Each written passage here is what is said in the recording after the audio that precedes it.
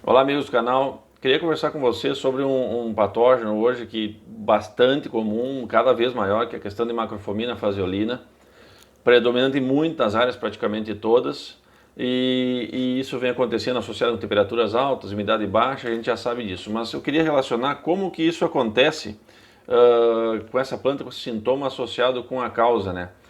Primeiro, o sintoma é como vocês estão vendo aqui do lado, a planta em reboleira, né, começa a murchar e as folhas murcham e ficam aderidas ao pecíolo. Por quê? Porque é murcha de seca mesmo, nós vamos entender por quê. E aí essa questão não está ligada com nenhum sintoma foliar, de folha carijol, coisas do tipo. Então, o que que acontece? Então eu tenho esse esclerócio aqui, ó, esse microesclerócio, né? Estou dando um exemplo para vocês aqui, mas ele tem em torno de 100 micras, que é um tamanho de um fio de cabelo, mais ou menos. Ele está no solo. Da onde que veio esse microesclerócio? Ele veio da safra passada. Na safra passada, onde eu fiz um cultivo e ele matou a planta, e aí ele caiu no solo e ficou no solo, lá sem problema nenhum. Ele é um indivíduo que consegue sobreviver nas condições normais do solo. E aí o detalhe, quando você planta a próxima lavoura, o que vai acontecer? Na germinação, as radículas exudam muito dentro do solo e esses exudatos acabam chamando, entre aspas, esses microesclerócios, e aí eles vão germinar e vão começar a atacar essas radículas da plântula. Mas não vai apresentar geralmente sintomas no início. E esse patógeno é um patógeno monocíclico, né? À medida que a planta vai crescendo, ele vai indo junto, entre aspas, com a planta.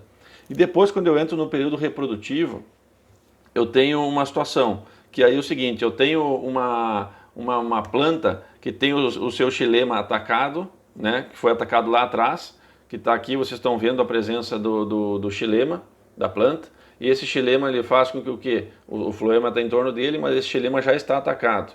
Porém, são sintomas iniciais, a gente nem percebe no campo, que é o seguinte, daí no reprodutivo a temperatura aumenta e o estresse hídrico começou a aumentar. Esses miceles começam a se multiplicar e se enovelar dentro do xilema e começam a entupir o xilema. É como se fosse um infarto que vai causar nessa planta com o entupimento das suas veias. E aí o que acontece? Acontece isso aqui.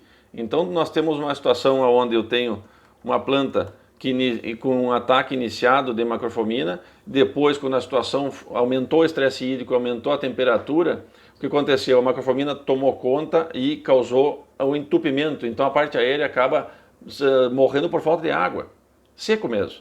E aí aqui você arranca a raiz, você vai ver lá que está muito clara a presença de microesclerócios ou até pequenídeos no sistema radicular.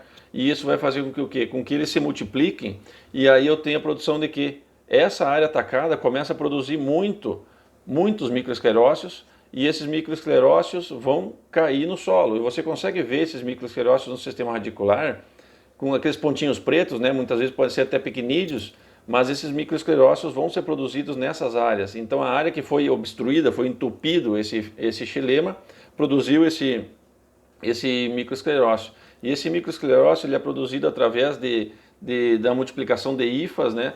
E aí ele começa a se perpetuar porque essa estrutura é rígida e permanece muitos anos no solo.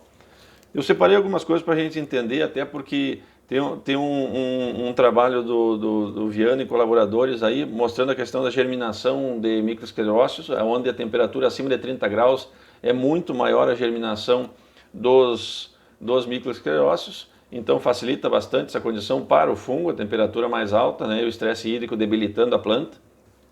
E outras coisas também importantes com outros trabalhos lá de Weather Kending, mostrando que em profundidade, né, isso é um negócio interessante até para a gente relacionar com o manejo, que em profundidade predomina microesclerócios aonde? Aonde eu tenho 0 até 7 centímetros de profundidade, 7 centímetros e meio. Aqui tem muito microesclerócio nessa região aqui.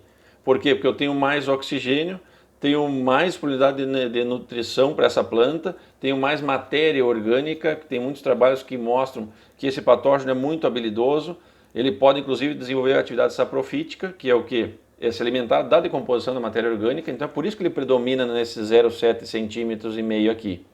E esses mesmos pesquisadores observaram que abaixo de 7 centímetros vai acabando a presença de microesclerócios, então predomina nessa faixa de 0 a 7 centímetros, vamos pegar 0 a 10, né?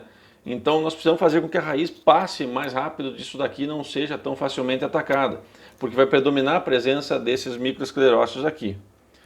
Então eu separei algumas coisas para a gente abordar em cima disso daí, e essa produção desses microesclerócitos aí, ela vai se diminuindo com a viabilidade com o tempo, mas predominantemente no sistema radicular, nesse período de intervalo de 0 a 7,5 cm, onde vai predominar o microesclerócio e futuramente nós vamos ter a planta com o seu xilema bloqueado e a causa-morte ali na frente.